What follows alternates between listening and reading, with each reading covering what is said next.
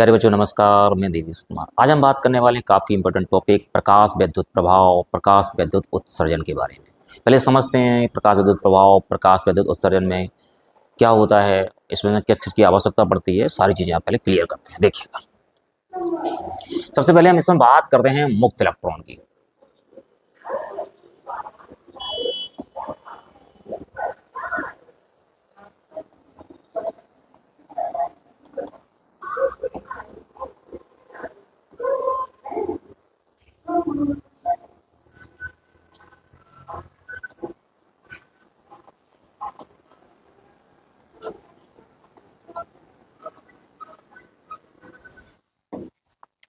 मुक्त इलेक्ट्रॉन की क्या कंडीशंस होती हैं पहले समझते हैं। मैं मान लेता हूं ये हमारे पास एक नाभिक है।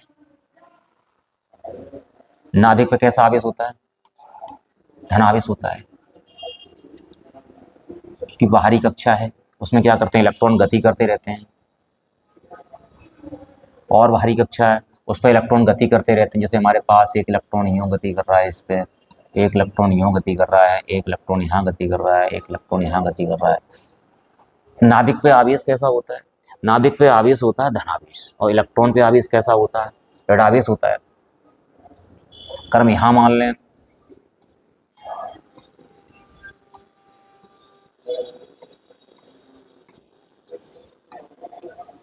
तो यहाँ पे क्या होता है कि नाभिक और इलेक्ट्रॉन के बीच की जो दूरी होती है वो अधिक हो जाती है। अगर नाभिक और इलेक्ट्रॉन के बीच की दूरी अधिक हो जाती है, नाभिक पे कैसा आवेश होता है? धनावेश होता है। इलेक्ट्रॉन पे आवेश कैसा होता है? ऋणावेश होता है। तो विपरीत आवेश क्या करते हैं? एक दूसरे को आकर्षित करते हैं। तो इनके बीच में बल कौन सा काम करेगा? आकर्षण बल काम करेगा। जब ये आकर्षण बल काम करेगा तो एक दूसरी तरफ आकर्षित होंगे। अगर इलेक्ट्रॉन को कहीं से भी, क्योंकि यहाँ पे बल जो है ना, दूरी बढ़ती जाएगी, बल का मान क्या होता जाएगा? कम होता जाएगा। अब इलेक्ट्रॉन को कहीं से भी सपोज दैट अगर एनर्जी मिल जाती है, अगर जैसे ही इलेक्ट्रॉन को एनर्जी मिलती है, इलेक्ट्रॉन क्या करता है? इसको छोड़ के बाहर निकल जाता है। छोड़ के क्या होता है? बाहर निकल जाता है। बाहर निकलने का मतलब रहता तो है ही, लेकिन जो एटम्स के बीच में जो जगह होती है उसमें वो गति करता रहता है। तो ऐसा इलेक्ट्रॉन आपका क्या कहलाता है? मुक्त इलेक्ट्रॉन कहलाता है। ऐसा इलेक्ट्रॉन क्या कहलाता है? मुक्त इलेक्ट्रॉन कहलाता है। अब समझते हैं एक धातु की प्लेट से। जैसे कि ये हमारे पास एक धातु की प्लेट है। धातु की प्लेट में क्या है? इलेक्ट्रॉन्स हैं। मान लेता हूं एक इलेक्ट्रॉन हमारे पास ये है, एक इलेक्ट्रॉन ये है, एक इलेक्ट्रॉन ये है, एक इलेक्ट्रॉन ये है, एक इलेक्ट्रॉन ये है, एक इलेक्ट्रॉन ये है। अगर इसे कहीं से भी ऊर्जा मिल जाती, इलेक्ट्रॉन को सपोज दैट यूं करके ऊर्जा मिल गई, तो इलेक्ट्रॉन क्या करेगा? इलेक्ट्रॉन जस्ट बाहर आ जाएगा। इलेक्ट्रॉन जस्ट सपोज दैट यहाँ पे आ गया, इलेक्ट्रॉन के बाहर आने पे क्या होगा? अब प्लेट पे आवेश कैसा रह जाएगा? जब इलेक्ट्रॉन बाहर निकलेगा तो प्लेट कैसी हो जाएगी? धनावेशित हो जाएगी। और इलेक्ट्रॉन कैसा हो जाएगा? इलेक्ट्रॉन ऋणावेशित होता है। हो क्या जाएगा? इलेक्ट्रॉन कैसा होता है? ऋणावेशित होता है। ये दोनों आवेश कैसे हैं? विपरीत हैं। एक दूसरे को क्या करेंगी? आकर्षित करेंगी। इलेक्ट्रॉन फिर नीचे आ जाएगा। तो ऐसी स्थिति में जो इलेक्ट्रॉन है ना, वो क्या करेगा? इस धातु की प्लेट को छोड़ नहीं पाएगा। इसलिए अगर इलेक्ट्रॉन को अगर धातु की प्लेट को छोड़ना है तो एनर्जी का मान, जो ऊपर से आने वाली एनर्जी, उसको एनर्जी दी जा रही है, जो ऊर्जा दी जा रही है, उसका मान अधिक हो जाना चाहिए। जब उसका मान अधिक हो जाए तो उससे क्या होगा? इलेक्ट्रॉन का वेग बढ़ जाएगा, और वेग बढ़ जाएगा तो इलेक्ट्रॉन क्या करेगा? प्लेट को छोड़ जाएगा। तो अगर सपोज दैट यहाँ से एनर्जी का मान बढ़ा दिया जाए, इलेक्ट्रॉन की काइनेटिक एनर्जी बढ़ जाती है, गति ऊर्जा बढ़ जाती है, तो वेग बढ़ जाता है, तो इलेक्ट्रॉन क्या करेगा? प्लेट को छोड़ जाएगा। तो यहाँ से क्या होता है कि वह न्यूनतम ऊर्जा जो किसी धातु की सतह से प्रकाश इलेक्ट्रॉनों के उत्सर्जन के लिए आवश्यक होती है, वह ऊर्जा आपकी कहलाती है कार्यफलन। क्या कहलाती है? कार्यफलन कहलाती है। मतलब वह न्यूनतम ऊर्जा जो किसी इलेक्ट्रॉन को दी जाए, इलेक्ट्रॉन उसको अवशोषित करता है। अवशोषित करके क्या होता है? प्लेट के धातु के पृष्ठ से क्या होता है? बाहर निकल जाता है। वह ऊर्जा क्या कहलाती है? कार्यफलन कहलाती है। कार्यफलन को हम लिखते हैं W से। W इज इक्वल टू हमारे पास क्या होता है? W इज इक्वल टू हमारे पास होता है h/0, जहां h हमारे पास होता है प्लांक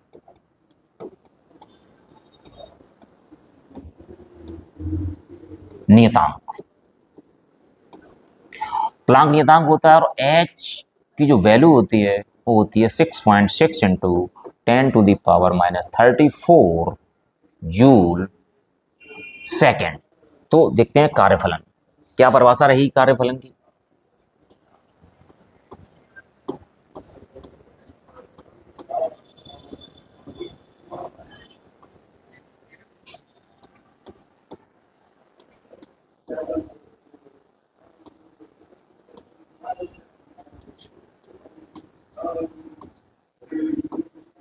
वह न्यूनतम ऊर्जा जो कि किसी धातु से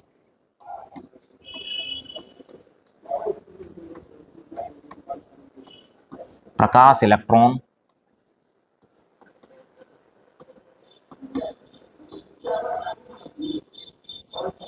उत्सर्जन के लिए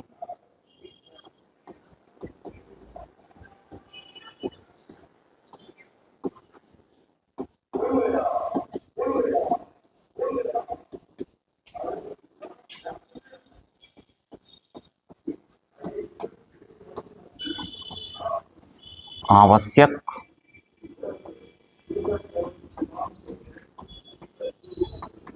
होती है, उस धातु का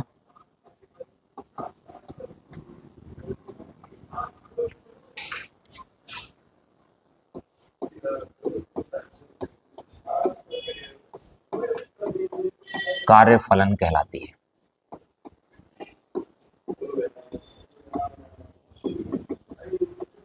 इसे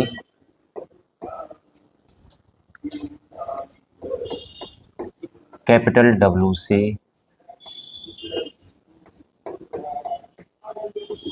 प्रदर्शित करते हैं। तो कैपिटल डब्ल्यू हमारे पास कितना हो जाएगा, capital W is equal to हो जाएगा h nu zero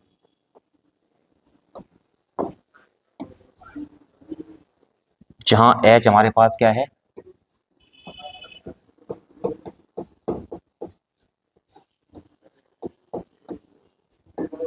H Planck नियतांक है, और एच की जो वैल्यू होती है वो कितनी होती है, 6। एच इज इक्वल टू हमारे पास 6.6 इंटू 10⁻⁻34 जूल सेकेंड।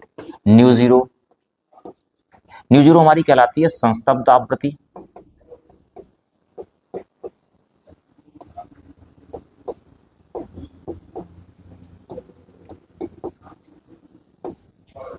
या देहली आवृत्ति।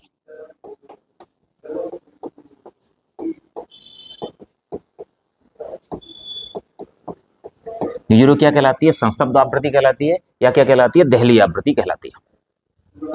अब देखते हैं देहली आवृत्ति की परिभाषा क्या होती है।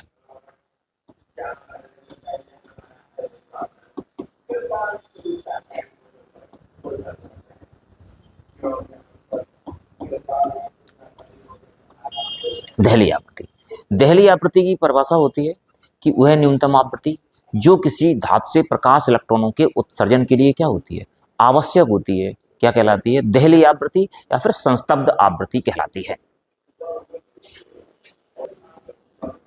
वह न्यूनतम आवृत्ति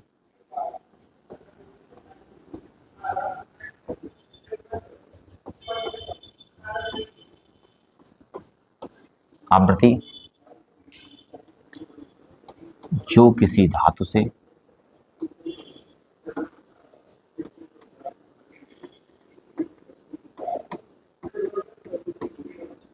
प्रकाश इलेक्ट्रॉनों के उत्सर्जन के लिए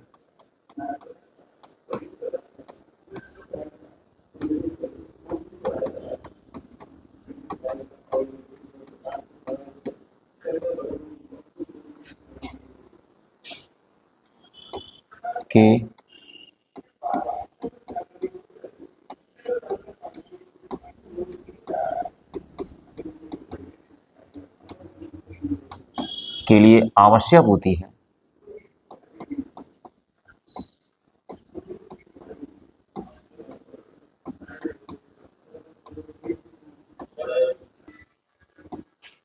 उस पदार्थ की देहली आवृत्ति या संस्तब्ध आवृत्ति कहलाती है।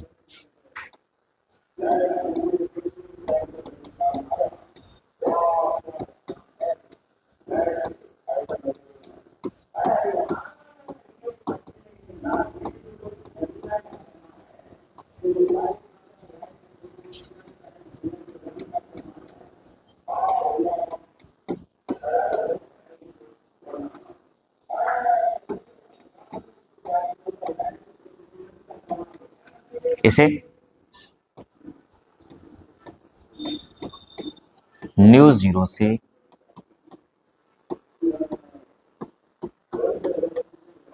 प्रदर्शित करते हैं।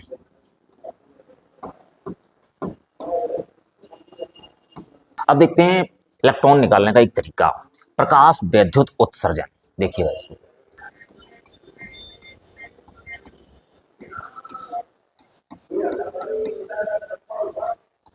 वैद्युत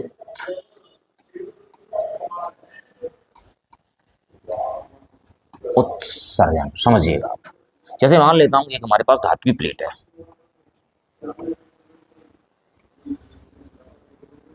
धातु की प्लेट है, और इसमें हमारे पास क्या है, मुक्त इलेक्ट्रॉन है। मुक्त इलेक्ट्रॉन की कंडीशन हमारे पास ये है, जैसे हमारे पास एक मुक्त इलेक्ट्रॉन, दूसरा मुक्त इलेक्ट्रॉन, तीसरा मुक्त इलेक्ट्रॉन, चौथा मुक्त इलेक्ट्रॉन, पांचवा मुक्त, इस तरीके से मुक्त इलेक्ट्रॉन इसमें गति कर रहे हैं।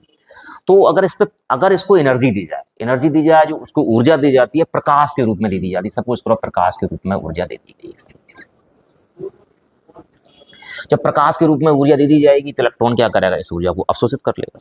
ऊर्जा को अवशोषित कर लेगा तो क्या होगी, इसकी काइनेटिक एनर्जी मतलब गति ऊर्जा बढ़ जाएगी, और गति ऊर्जा बढ़ जाएगी तो क्या होगा, इसका वेग बढ़ जाएगा, और वेग बढ़ जाएगा तो ये क्या करेगा, ये धातु को छोड़ के बाहर निकल के आ जाएगा। एक ये बाहर आ गया, एक ये बाहर आ गया। तो ये जो प्रक्रिया कहलाती है, ये कहलाती है प्रकाश वैद्युत उत्सर्जन। क्या कहलाती है, प्रकाश वैद्युत उत्सर्जन। तो इसकी परिभाषा क्या रहेगी कि प्रकाश किरणों के प्रभाव से किसी धातु से इलेक्ट्रॉन उत्सर्जन की घटना को हम प्रकाश वैद्युत उत्सर्जन कहते हैं। तो क्या लिखेंगे हम इसको,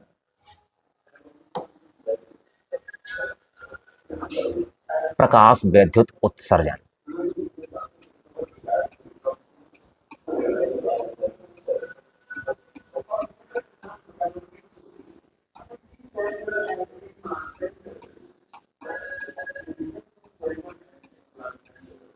प्रकाश किरणों के प्रभाव से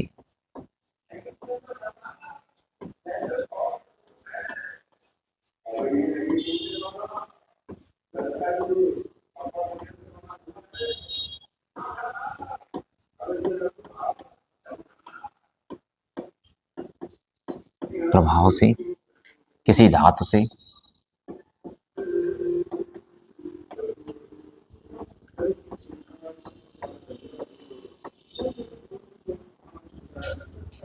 इलेक्ट्रॉन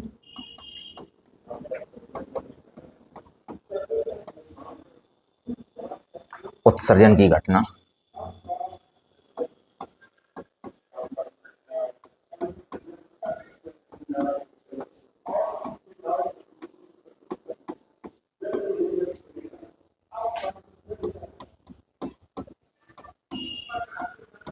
प्रकाश वैद्युत उत्सर्जन कहलाती है।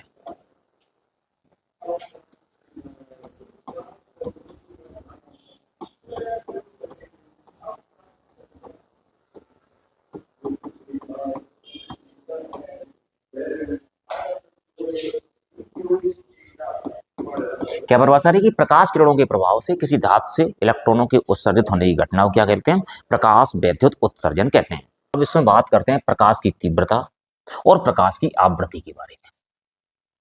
पहले बात करते हैं प्रकाश की आवृत्ति के बारे में। आवृत्ति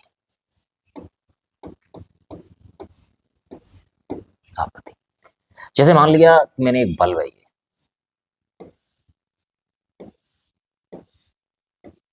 बल्ब होगा तो क्या करेगा, प्रकाश को उत्सर्जित करेगा। और प्रकाश क्या होता है, जो ऊर्जा के छोटे छोटे बंडलों अथवा पैकेटों के रूप में चलता है। किसके रूप में चलता है, बंडलों अथवा पैकेटों के रूप में चलता है। मैंने मान लिया इस तरीके से आपकी, जिन्हें फोटोन कहा जाता है, इस तरीके से आपकी फोटोन निकल रहे हैं।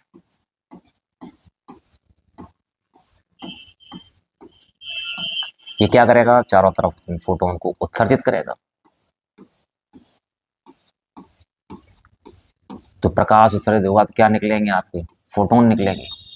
और जो एक फोटोन की जो ऊर्जा होती है वो एच न्यू होती है। एक फोटोन की ऊर्जा कितनी होती है, एक फोटोन की जो ऊर्जा होती है वो E इज इक्वल टू हमारे पास कितनी होती है, एच न्यू होती है। लेकिन न्यू बराबर क्या होता है, न्यू बराबर सी अपॉन लैम्डा होता है। तो nu is equal to c upon lambda, तो E इज इक्वल टू हमारे पास क्या हो गया, एच सी बटे लैम्डा हो गया। लेकिन यहां से अगर देखा जाए जो E है वो हमारे पास क्या है, अगर देखा जाए तो E जो है वो न्यू के डायरेक्टली प्रोपोर्शनल है। तो कहने का आशय ये है कि अगर इसकी आवृत्ति बढ़ा दी जाएगी, अगर इससे निकलने वाले प्रकाश की आवृत्ति बढ़ जाती है तो फोटोन की ऊर्जा क्या होती है, बढ़ जाएगी। अगर आवृत्ति घट जाती है तो फोटोन की ऊर्जा क्या होगी, घट जाएगी। आवृत्ति के बढ़ने पर क्या होगा कि आवृत्ति के बढ़ने पर फोटोन की ऊर्जा बढ़ेगी और आवृत्ति के घटने पर जो फोटोन की ऊर्जा होगी क्या होगी, घट जाएगी। कहने का मतलब आवृत्ति के बढ़ने पर ऊर्जा बढ़ती है, आवृत्ति के घटने पर ऊर्जा क्या होती है, घटती है। तो फोटोन की जो ऊर्जा है वो किस पर डिपेंड करती है, वो आवृत्ति पर डिपेंड करती है।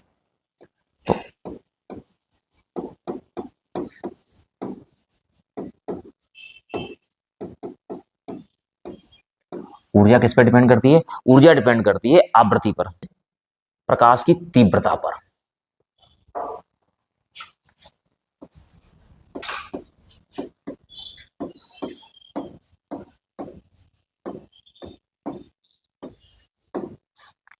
प्रकाश की तीव्रता। हम यहां पे क्या करते हैं, एक बल्ब ले लेते हैं,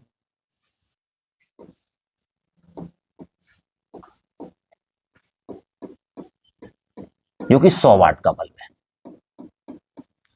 और एक बल्ब हम यहां पे ले लेते हैं जो कि 200 वाट का बल्ब है।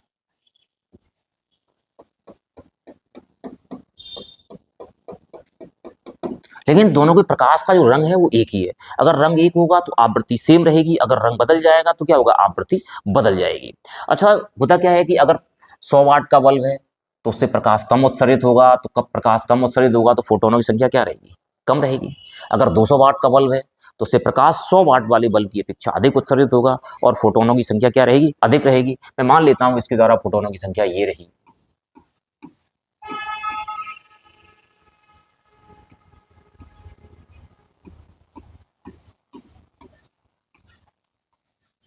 ठीक, और इसके द्वारा फोटोनों की संख्या, उत्सर्जित फोटोनों की संख्या ये रही। अगर आपसे ये कहा जाए कि 100 वाट वाले बल्ब से प्रति सेकंड 100 फोटोन उत्सर्जित होते हैं और 200 वाट वाले बल्ब से क्या होता है, प्रति सेकंड 200 फोटोन उत्सर्जित होते हैं, जबकि उनकी आवृत्ति कैसी है, सेम है।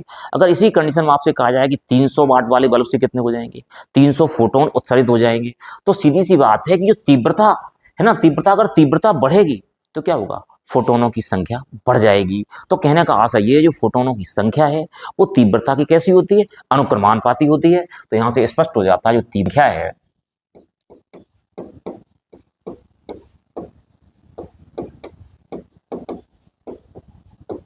वो प्रकाश की तीव्रता की कैसी होती है, अनुक्रमानुपाती होती है। तीव्रता के बढ़ने पर क्या होता है, तीव्रता के बढ़ने पर फोटोनों की संख्या बढ़ती है और तीव्रता के घटने पर क्या होता है, फोटोनों की संख्या घट जाती है। आज के वीडियो में इतना ही, फिर आपको मिलते हैं नई वीडियो में एक नई टॉपिक के साथ। उम्मीद है कि आप लोगों को ये टॉपिक समझ में आ गया होगा। यदि ये टॉपिक आपकी समझ में आ गया हो तो आप चैनल को सब्सक्राइब कर दें, वीडियो को लाइक कर दें, साथियों के साथ शेयर कर दें। धन्यवाद।